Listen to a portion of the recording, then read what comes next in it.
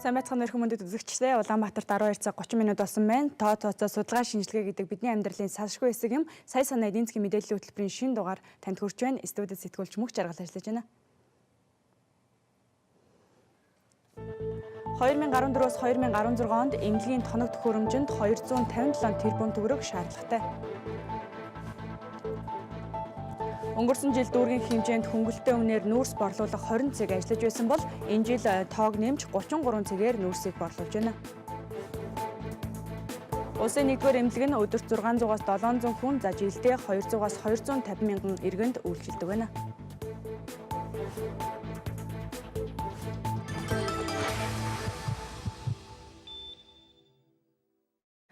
Хөтөлбөрийнхөө эхэнд үзэгч та бүхэнд дэлхийн эдийн засгийн товч мэдээллийг хүргэж байна. За Европын хөрөнгийн зах зээл өссөн үзүүлэлттэй гарлаа. Америк нэгдсэн улсын Конгрессээс төрөх хугацаанд төрийн албан хаагчдынхаа зарим хэсгийн ажлыг зогсоосон нь зах зээлд уналтыг авчраад исэн бол өчигдөр зах зээл эсэргээрээ өссөн үзүүлэлттэй гарлаа. Шинжээчид зах зээл өнгөрсөн 2 хоногт хангалттай их зарсан. За Америк нэгдсэн улсын Конгрессийн энэ мэдээний нөлөө зах зээлд бүрэн утгаараа шингэсэн гэж үзэж байгаамаа. Төсөв батлах эцсийн хугацаа дуусгаас өмнө Америк нэгдсэн улсын хууль боловсруулагчид төсвийн асуудлыг шийдэх шаардлагатай болоод байгаа. Дараагийн мэдээ Хятад улстай холбоотой мэдээлэл байна. За Хятадын үндэсний статистикийн хорооноос гаргасан судалгаагаар PMI индекс таамагласан хэмжээнд хүрч чадаагүй байна. 9-р сард индекс 51.1% хүрсэн нь өмнөх сараас өсөлттэй байгаа боловч таамаглаж байсан 51.5%-аас бага үзүүлэлттэй байна. За иймээс шинжээчид Хятадын эдийн засгийн сэргэлт нь тийм ч тогтвортой биш байна гэж дүгнэж байгаамаа. Европын үйлдвэрлэлийн идэвхжил нэмэгдсэн байна. За Европын PMI индекс 9-р сард 51.1% болсон нь 8-р сарын 51.4%-аас буурсан үзүүлэлттэй болсон ч 50-аас дээш хувийн утгыг илэрхийлж байгаа нь тэлэлт бий болж байгааг бол илэрхийлсээр байгаамаа. Грек болон Францаас бусад бүс нутгийн улсуудын PMI өсөлттэй байгаа. За Голландын индексийн хувьд 29 сарынхаа дээд хэмжээнд хүрсэн бол Ирландын 14 сарынхаа дээд хэмжээнд хүрч өсөд байгаамаа. Маркет судалгааны агентлагаас хэврэг сэргэлттэй бид туулж байна гэж тэмдэглэсэн бол за харин ажилгүйдлийн түвшин буурсангүй 8-р сард 12% хүрсэн хэвээр байгаамаа. Дараагийн мэдээлэл Америк нэгдсэн улстай холбоотой мэдээлэл нь. За Америк нэгдсэн улсад хөрөнгийн зах зээлтэй холбоотой статистик үзүүлэлтүүд зарлагдахгүй байж магадгүй гэж шинжээчид үзэж байна. Учир нь Америк нэгдсэн улсын хөдөлмөрийн яамнаас энэ сарын ажил эрхлэлтийн тайланг гаргах үед засгийн газар төсвөө шийдээгүй байвал тайлан гарахгүй байх магадлалтай байгаа. За баасан гарагаас өмнө засгийн газар асуудлаа шийдэж чадах хэсэг нь одоогийн байдлаар тодорхойгүй байна. Үзэгч та бүхэн сая санаа хөтөлбөрөөр бид эрүүл мэндийн салбарыг энэ 7 хоногт онцлон хүргэж байгаа. Тэгэхээр өнөөдөр та бидэнд үзүүлдэг эмнэлгийн тусламж үйлчилгээ тоног төхөөрөмжийн хүрэлцээ манай улсад яг өнөөдрийн байдлаар ямар байгаа талаарх мэдээллийг бид бас дэлгэрүүлэн хүргэхээр бэлтгэлээ. Улсын 1-р эмнэлэг өдөрт 600-аас 700 хүн, за жилдээ 200-аас 250 мянган иргэнд үйлчилдэг. За улсын хэмжээнд хамгийн ачаалал ихтэй ажилдаг эмнэлэг гэж хэлж болох ийм тоон үзүүлэлттэй байгаа. Учир нь нийслэлийн 9 дүүргийн хин нэгэн хүн өвдвөл за хамгийн ихэнд 1-р эмнэлэгт эмчлүүлэхийг ботхоос гадна хөдөө орон нутгийн иргэд мөн л 1-р эмнэлгийг зорж нутгаасаа холын замд гардаг гэхэд бол хэлцдэхгүй байгаа. Харин амбулаторийн хэмжээнд 170 орчим эмч, за 360 гаруй сувилагч ажиллаж нэг эмч нэг үйлчлүүлэгчид дунджаар 15 минут зарцуулан өдөртөө 32 хүн хүлээж авах нормтойгоор бол ажилладаг байгаа. Холоос ирсэн өвчтөн хотод ирээд эмчит үзүүлэх гэж 7 хоног хүлээдэг байсныг за 1-р эмнэлэг системтэй ажиллаж ачаалал ихтэй тасагт эмч нарыг нэмж ажуулснаар за 1-ээс 2 хоног л хүлээдэг системийг өнөөдөр нэвтрүүлсэн гэж хэлж байгаамаа. Манад бөөрийн мэс заслын хэсэг байгаа. Бөөрийн мэс заслын үйлчилгээ одоо тусламж үйлчилгээг улсын хэмжээнд ганцхан манай эмнэлэг үзүүлдэг. Бүр одоо улсын хэмжээнд гэдэг чинь одоо хөдөө хотгүй. Тэгээд энэ кабинетууд л бол оч хэрэгтэй. Энд бол яг хаалгаа ихтэй, зайлшгүй одоо хаалгаанд орох шаардлагатай хүмүүс олон байдаг. Ажлын цаг, эмч нарын тоо, тэгээд эмнэлгийн одоо хаалгааны хэсгийн хүртээ эмчнэрээсээ болоод тэгэл тэгэхээр бас 7-14 хоног заримдаа бол сараар хаалгаа хүлээх тийм юм бол бас байх гарах юм. Энэ дээр л нэлээд тийм одоо юутай байна да. Бодлогын зохицуулт хийхгүй бол болохгүй юм энэ л бусдын бол яг эмнэлэг өөрийнхөө одоо хүрээнд эмчээ нэмэх, ажлын цагийн одоо уртасгах, эсвэл ингээл тасгийн эмч нарыг кабинетад ирүүлж нэмэлт цагаар ажиллуулах гэсэн тийм менежментүүд авч явсан нөхцөл одоо харьцангуй гайгүй. Одоо хүлээгдэл бол зэрэгдэл гайгүй л болж байна. Ер нь бол хүлээгдэл асар их байдаг. Эрэлт хэрэгцээ бол их байна. Нэгдүгээр эмнэлгээр үйлчлүүлэгчдийн 51% за хотын иргэд эзэлж байгаа бол үлдсэн 49% нь хөдөө орон нутгийн иргэд байдаг юм а. Хэдийгээр энэ нэмлэг боловсон хүчин нэмж өглөө орой болтол за хоёр ээлжээр ажиллаж цахим бүртгэлийн системд нэвтэрсэн ч тоног төхөөрөмжийн хүрэлцээ хангалт муу байдаг учраас за иргэдэд хүлээлт үүсгэж байгаа гэдгийг албаныхан цохон хэлж байна. Тухайлбал нэгдүгээр эмнэлэгт эрэлт хэрэгцээ хамгийн ихтэй байдаг ходоодны дуран 2 байдаг бол бүдүүн эзний дуран 1 байдаг байна. Харин эрентгэ болон эхоны аппаратууд хуучирсан эвдрэл хамгийн их гардаг байгаамаа.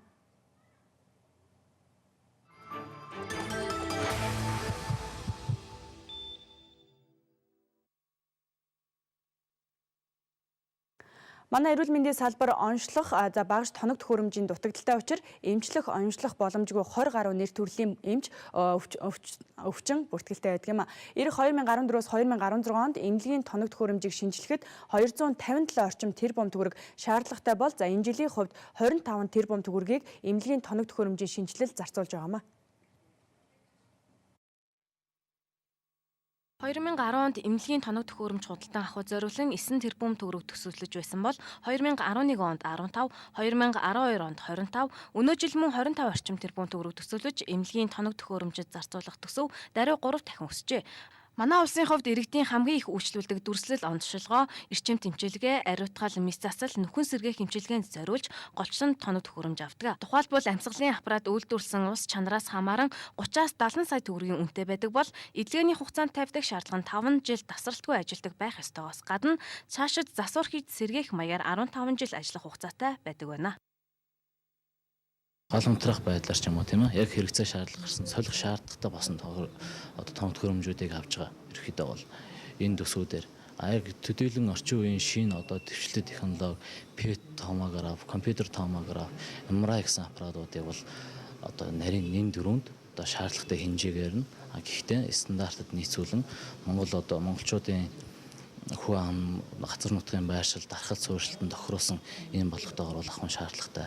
Мөн одоо Монголд бас нэг хамгийн гол тулгамдж байгаа асуудал болохоор Монгол орны хувьд газар нутаг томтой эрчим тэмжлэгээ яаралтай тусламж аюулгүй байдал гэдэг юм бол бас нэлээд хүндрэлтэй байдаг. Яг эмнэлэг тал дээр Эрүүл мэндийн яам эх жилүүдэд буюу 2014 онд 73 тэрбум төгрөг, 2015 онд 91 орчим, 2016 онд 93 гаруй тэрбум төгрөг шаардлагатай гэж үзэн төсөл боловсруулж эдийн засаг хөгжлийн яамд хүргүүлээд байгаа юм а. Зөвхөн төв эмнэлэг тусгай мэргэжлийн төвүүдийг орчин үеийн дэвшилтэд тоног төхөөрөмжөөр хангахад нийт 46 тэрбум төгрөг шаардлагатай.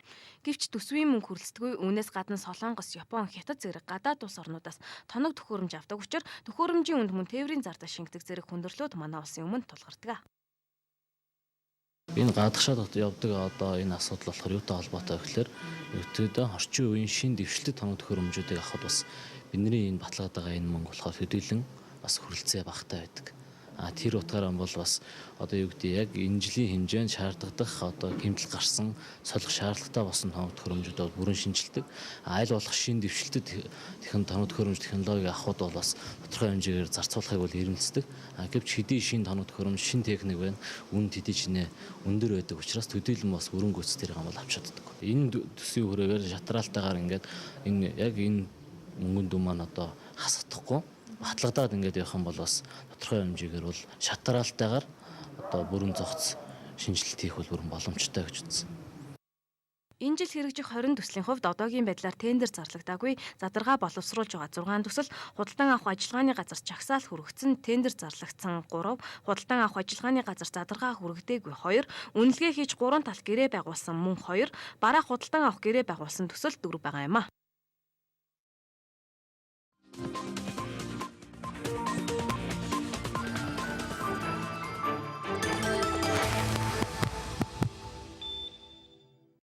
Сая санаа хөтөлбөртэй хамтгаа үзэгч танд баярлалаа. Тэгэхээр өнөөдрийн хөтөлбөрөөр үзэгч та бүхэнд за эмнэлгүүдийн ачаалал болоод тоног төхөөрөмжийн хүрэлцээний талаарх мэдээллийг бас онцлог хүргэж байна. Эрүүл мэндийн салбарыг тоног төхөөрөмжөөр хангахын тулд бизнесийн орчныг ч үүсгэх боломжтойг бол мэрэгжилтнүүд хэлж байна.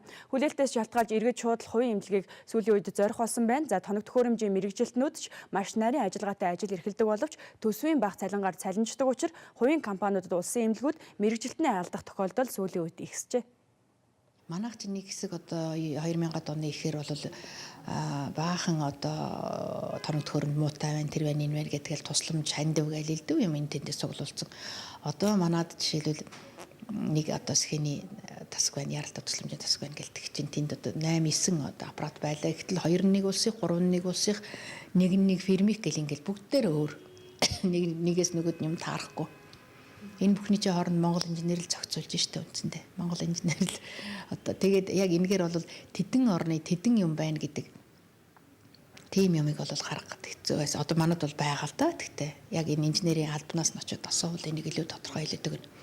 Ер нь одоо яг нэг хэсэгтээ нэг ааг автлаа амьсгатаад нэг хэсэг тэр тусламжийн юмар ч гэсэн ажиллаж илээ. Цаашаа бодлогын хувьд одоо яах ёстой гэхээр ерөөсөө манайх энэ фирмийн юмыг жишээлбэл те General моторч байт юм уу тэр General Electronics гэдэг юм тэр энэ фирмийн юмнууд Samsung-ийн юмнуудыг манайх энэ хэсэгтээ авчнаа гэх юм бол тэр фирмтэй найрцаж явахдаа ямар сэлбэгийн захиалгад ямар инженер ажиллахад ямар гэх мэт тийм юм болж тэр явах хавцартай. Эрүүл мэндийн салбар иргэдэд орчин үеийн эмчилгээ оншилгоо хүрэхэд эмнэлгийн тоног төхөөрөмж зайлшгүй шаардлагатай юм. Гэтэл тоног төхөөрөмжийг хариуцаж ажилладаг мэрэгчлэлтэн манай улсад ердөө 300 гаруй бүртгэгдсэн байгаа нь улсын хэмжээнд үйл ажиллагаа явуулдаг хувийн болон улсын 1700 орчим шат шатны эмнэлэгтэй харьцуулахад харьцангуй бага үзүүлэлттэй байгаамаа. Эдгээр эмнэлгүүдийн тоног төхөөрөмжийн тоо хүчин чадал харилцан адилгүйч эмнэлгийн тусламж үйлчилгээний тулах хүчин нь эмнэлгийн тоног төхөөрөмж түүний мэрэгжилтэн болоод байна. Гэтэл улсын хэмжээнд ердөө шинжлэх ухаан технологийн их сургууль, Итүгэн хүрээ зэрэг 3-4 сургууль энэ чиглэлийн мэрэгжилтэн бэлтгэж байгаа юм. Тухайлбал шинжлэх ухаан технологийн их сургуулийн эмнэлгийн тоног төхөөрөмжийн инженерийн ангид одоогийн байдлаар 100 гаруй оюутан суралцдаг бөгөөд жилд 20 орчим инженер төгсдөг байх юм. Мөн тус сургууль нь жил үнжин эсэлт авдаг байсан бол нийгмийн эрэлт хэрэгцээ шаардлагыг харгалзан 2004 оноос жил бүр эсэлт авдаг болжээ. Хамгийн гол нь суралцагч их сургуульд суралцах хугацаанд эмнэлгийн тоног төхөөрөмжийн талаар ерөнхий ойлголт эзэмшиж төгсдөг бол ажиллах хугацаанд эмчтэй адилт төрөлжиж дүрс оншилгоо, эрчимт эмчилгээ, рентген гэх мэт нэг чиглэлийн аппаратыг сонгож мэрэгших шаардлагатай байдаг юм а. Өнөөдрийн инженеруудын тоо эмнэлгүүдийн харьцуулахаар ингээд бас бага байдаг учраас одоо бас төдийлөн бас нарийн мэрэгшиж чаддаггүй. Нэг инженер одоо айл болох олон тасаг хариуцах, олон тоног төхөөрөмж хариуцах тиймэрхүү байдалтай байдаг. Тэр утгаараа бас нарийн мэрэгшиж чаддаггүй. Тэр хүн илүү нарийн мэрэгч тусмаа мэрэгчлэлтэй сайн болно. Ганц юм анхаарна, нэг хэсэг бүлэг ямиг л анхаарна, нэг хэсэг бүлэг ямиг сурна. Тэр утгаараа бол тэр хүний илүү их ажлын бүтээмж өндөртэй болно. Тэр утгаараа бол энэ мэрэгчлэг бол илүү сайн олон таниулж сурталчилж тийм ээ. Төрөөс бодлоготойгоор энийг бол сайн дэмжиж олноор нь энэ мэрэгчлүүдийг мөн одоо Монголдо сургаад өгдөг гадааддад бас нэлээд сайн сургах нь зүйтэй байх. Төгсөгчид жил бүр ажлын байраар хангагддаг чадваржих шаардлага алхам бүрт тулгардаг байна. Тиймээс өнгөрсөн 4-р сар шинжлэх ухаан технологийн их сургууль нь бүгд найрамдах Хятад ард улсын Шанхай шинжлэх ухаан технологийн их сургуультай хамтын ажиллагааны гэрээ байгуулсан юм а. Ингэснээр шинжлэх ухаан технологийн их сургуулийн эмнэлгийн тоног төхөөрөмжийн мэрэгжлийн оюутнууд 3-4-р курстэй Шанхай шинжлэх ухаан технологийн их сургуульд суралцаж 2 сургуулийн дипломтой төгсөх боломжтой болж байна. Эмнэлгийн тоног төхөөрөмжийн инженерийн цалин төрийн албан хаагчийн жишгтэй адил дунджаар 630 мянган төгрөг бөгөөд хувийн аж ахуйн нэгжийн хувьд харилцан адилгүй байдаг юм а. Хамтаа үзэгчтэй бүхэнд баярлалаа. Студиэс сэтгүүлч мөнх жаргал ажиллаж байна. Тэгэхээр иргэд та бидний бухимдлыг төрүүлдэг хамгийн гол шалтгаан бол яхаа аргагүй эмнэлгүүдийн ачаалал болоод за үзүүлэх очрыг авах асуудал байдаг шүү дээ. Тэгэхээр эмнэлгийн ачааллыг багасгаж эмнэлгийн тусламж үйлчилгээг чанаржуулах хамгийн зөв арга бол манай улсын хэмжээнд за үйл ажиллагаа явуулж байгаа эмнэлгүүдийг шатлалгүй болох арга гэж мэрэгжилтнүүд үзэж байна. За учир нь иргэд аймаг дүүргийн нэгдсэн эмнэлэгт шинжилгээ өгөөд өөрчлөлт гарвал клиник эмнэлэгт үзүүлэх зэрэг цаг хугацаа их алдах тохиолдол манай улсад өнөөдөр хэрэгцээр байгаа. Бусад орнуудын туршлагыг харж байхад одоо энэ хятадд те энэ их олон хүнийг яагаад ингэж одоо чирэгдэлгүй одоо хүлээгдэлгүй эмнэлэг нүүлчлэл болоод өшөө дээрээс нь бид нарыг одоо ингэж очихоор чинь бараг л өнөөдөр очичвол маргааш нь үзүүлээл ингээл явчихдаг те яагаад ингэж байна вэ гэхээр тэр эмнэлгүүд нь бол манай одоо эрүүл мэндийн тогтолцоо шиг тийм шатлал гэдэг юм бол байдаггүй. Одоо манайх чинь 2 дугаар шатлал нь тийм л юм их интернет дэш хийхгүй. 2 дугаар шатлалын эмнэлэгт хэдэн төгрөгөл өгнө. Гэл нэг юм ямар наяц 3 дугаар шатлал руу одоо 2 дугаар шатлалд үзээ тийм шинжилгээнүүд нь өөрчлөлтөй гарчвал 3 руу шилжүүл хин тийм шинжилгээнийхээ өөрчлөлтөө гарахыг хүлээгээл өнөөдөр тэнд сууж байгаа бүгдээрээ л хэцүүхэн шиг өвчин болвол зүгээр хамгийн сайн руу ингээл 3 руу л жидэг тийм болохоор энэ шатлал гэдэг юм бол хэрэггүй юм шиг санагддیں۔ Тэгээ шатлалаа байхгүй болгоод бүх эмнэлгүүд адилхан одоо хөгжих нөхцөлийг бүрдүүлээд эрүүл мэндийн даатгалаас 2 дугаар шатлалт цөөхнийг өгөө 3 дугаар шатлалт арай их өгдөг энэ гэсэн тэр одоо мөнгөний бодлогыг ингээд бүр чөлөөтэй тавьж өгөөд жишээлбэл одоо Сүхбаатар дүүргийн эмнэлэг Сонгон хайрхан дүүргийн эмнэлэг яагаад одоо бөөрийн мэс заслыг хөгжүүлж болохгүй байх вүлээ? Бүр тийм дэмжээ аваад тоног төхөөрөмж аваад тэг бөөрийнхээ мэс заслыг хөгжүүлээд даатгалаас юм уу одоо тэр төлбөрт үйлчилгээнээс өөрөө эмнэлэг өөрөө хөгжөөд явах бололцоог тавиад өгөх юм бол бүх эмнэлгүүд хүчтэй болоо хөгжөөд.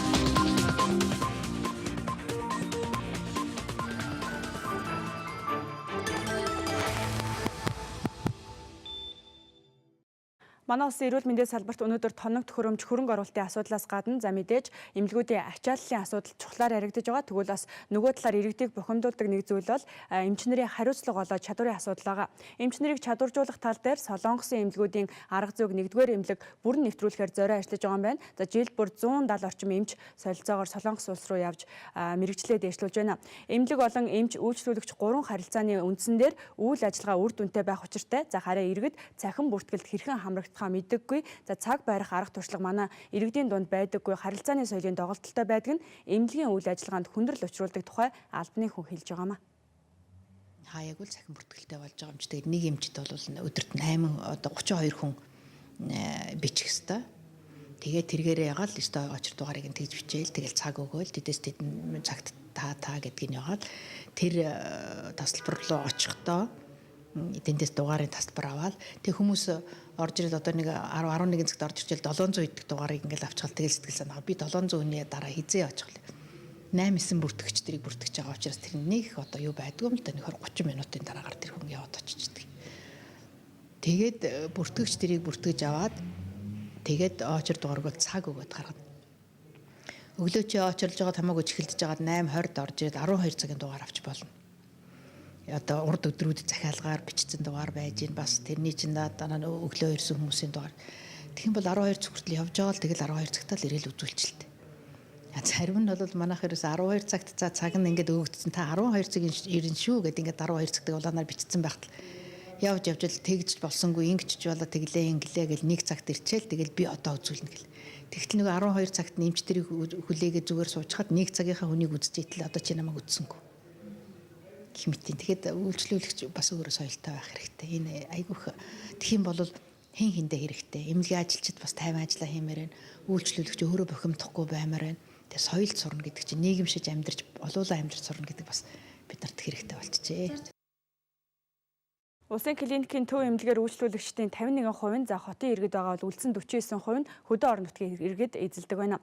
Хэдийгээр энэ эмнэлэг боловсон хүчнээ нэмж өглөөнөөс орой хүртэл 2 ээлжээр эмчнэрээ ажилуулж за цахим бүртгэлийн системд нэвтэрсэн ч тоног төхөөрөмжийн хүрэлцээ хангалт муу байдаг учраас иргэдэд хүлээлт үүсгэх асуудал их байдаг юм а. Тухайлбал 1-р эмнэлэгт эрэлт хэрэгцээ хамгийн ихтэй байдаг. За ходоодны дуран 2 байдаг бол бүдүүн эзний дуран 1 байдаг байна. За харин эрентгэн болон эхоны аппаратууд хуучирсан хамгийн их эвдрэл гардаг тоног төхөөрөмж нэрлэгдэж байгаамаа.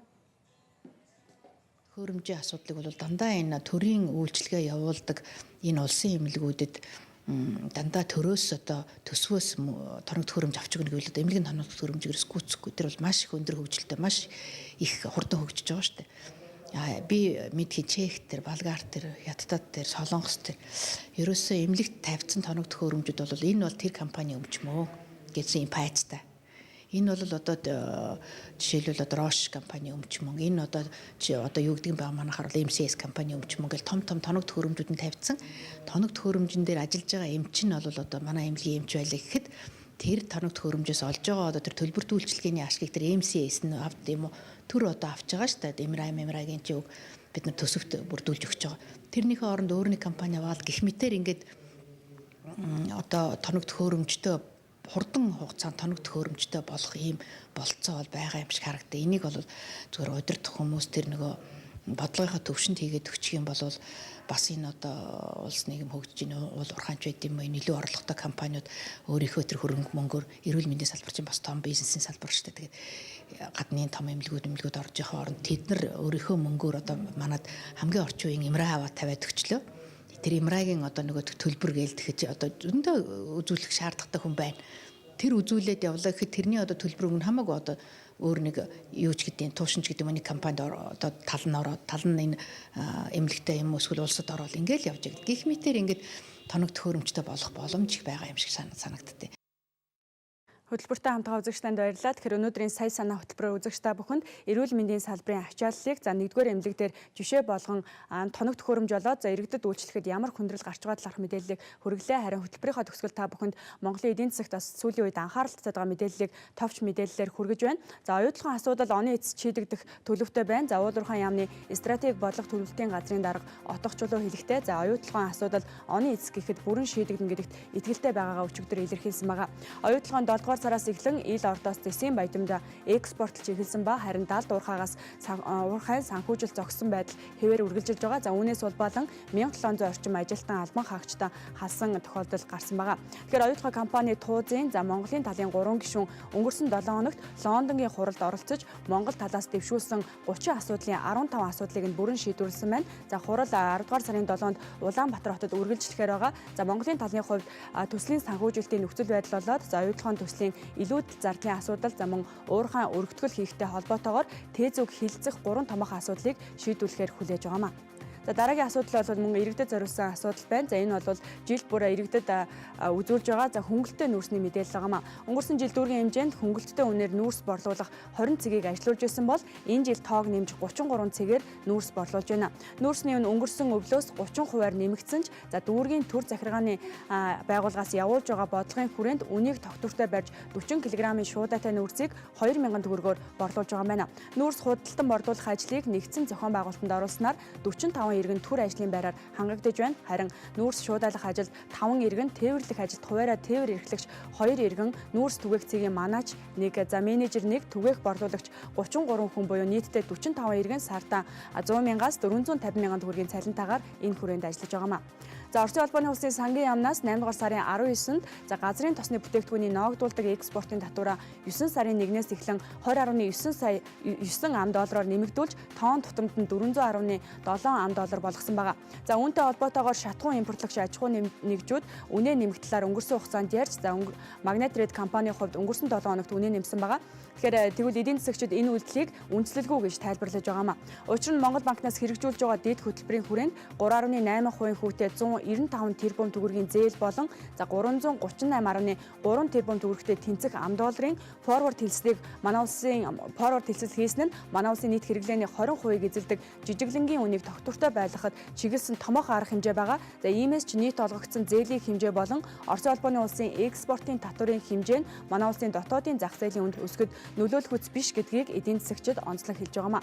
Жил бүрийн 10 дугаар сарын 1-ээс өмнө за Монгол банкнаас эх оны мөнгөний бодлогын хуулийн төслийг улсын их хуралд өргөн барих ёстой байдаг. За хуулийнхаа дагуу 9-р сарын 30-нд Монгол банк төслөө улсын их хуралд өргөн барьсан юм. За мөнгөний бодлогыг баталснаар эх онд орлого амжиргаанд нөлөөлж байдаг инфляц ямар байх, за төгрөгийн ханш ямар байх, одоо хэрэгжүүлж байгаа 8% орон сууцны зээлгээд банкуудын зээлийн хүүгийн төвшин ямар байх зэрэг мэдээлэл та бидний амьдралын өртөг зардалд нөлөөлөх чухал шийдвэрүүд за төрийн бодлого буюу Монгол банкны мөнгөний бодлогоор толгой болдог юм а.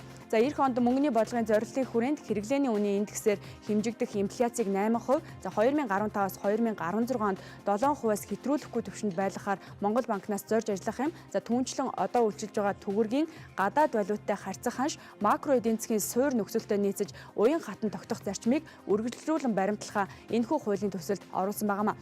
Үзэгч та бүхэн эх оны мөнгөний бодлогын талаарх мэдээллийг дэлгэрүүлэн өнөөдөр орой 21 цаг 30 минутаас тоон тойм хөтөлбөрөөр хүлээн авч үзэх боломжтой.